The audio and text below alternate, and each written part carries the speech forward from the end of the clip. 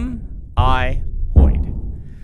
This is a question I get asked all the time. Hoid, my character, who in the Cosmere goes between different books. He's the narrator of Trust of the Emerald Sea, among other things. Is he me? People like to assume that I must be Hoid. Hoid is a storyteller, and I'm a storyteller.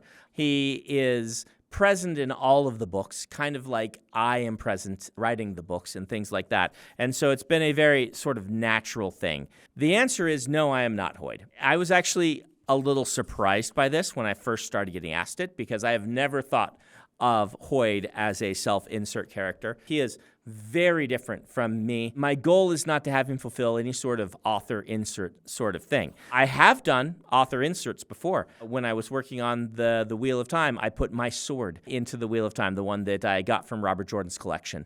And I did this because Robert Jordan had written himself in as a little figurine at one point with magical power. A Terangriel was stylized as Robert Jordan himself, so I thought it was appropriate. I've done things like that. But Hoid, as a character, he began when I was in high school and working on my very first books as a homage to the Shakespearean Fool, specifically a mixture between the Fool from Twelfth Night, who's more lighthearted and fun, and the Fool from King Lear, who is kind of he's still the Fool, but Lear is a tragedy, and the Fool represents some of that tragedy. He's the one who stays with Lear as everything gets darker and darker. I liked this idea of a character who seemed to always have more information. The Shakespearean Fool seems to understand the story that's going on, but Hoid is not Deadpool. He's not external to the story. He is not ever breaking the fourth wall. If you think he's breaking the fourth wall, he is not.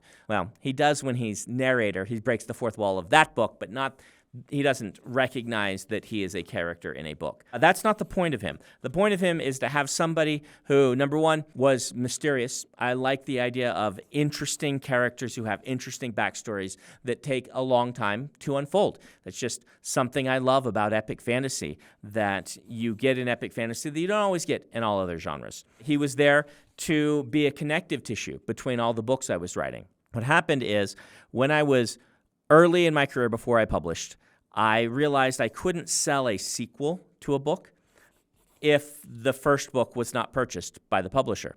And so I wrote a lot of first novels or standalone novels, so first in a series or standalone. I found I wanted to have some continuity between them, and so I put them in the same universe, the Cosmere, and I had certain characters be doing cameo appearances between them with a backstory that went deeper even than the story of the given book. And this was Hoid. Like I said, he'd grown out of that Shakespearean Fool idea, writing my very first few books.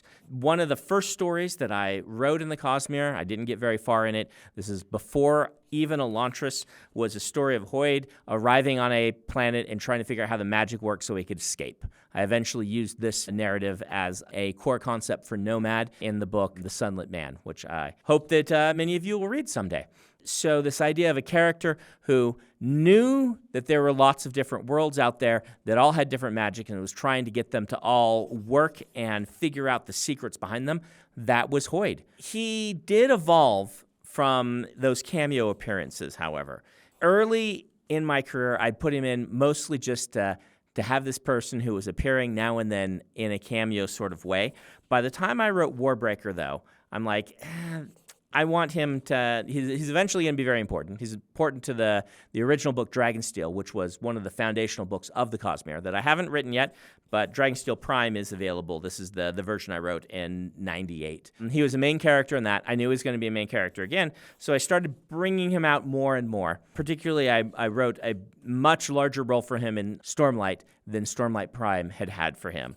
And I started to really engage with him as a character and prepare for that day when we'll write his backstory, which is the Dragonsteel books. So, he started cameos, but not really, because one of the very first Cosmere novels, Dragonsteel Prime, had him as a main character. So he's always been main character potential, but he only made really brief appearances in Elantris and Mistborn. He has evolved quite a bit, and I think part of the reason that people say, well, he must be Brandon, is because he has such a distinctive voice. But What is different from me and Hoid? Hoid is way more glib than I am. I am not as fast with a joke, and I am more interested in people and less interested in insults than he is. He does really like a fun insult.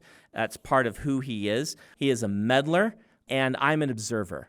I like to sit back and watch and think and learn, and he likes to get in and mess things up and break things and see what happens when you break things. Those are just differences. I think I am more empathetic than Hoid is, but Hoid is smarter than I am. I am not Hoid. I am none of my characters. Every character I write in my books has a piece of me, and every character I write in my books has aspects of other people that I'm exploring and learning as I write that character. That is part of the reason why I tell stories.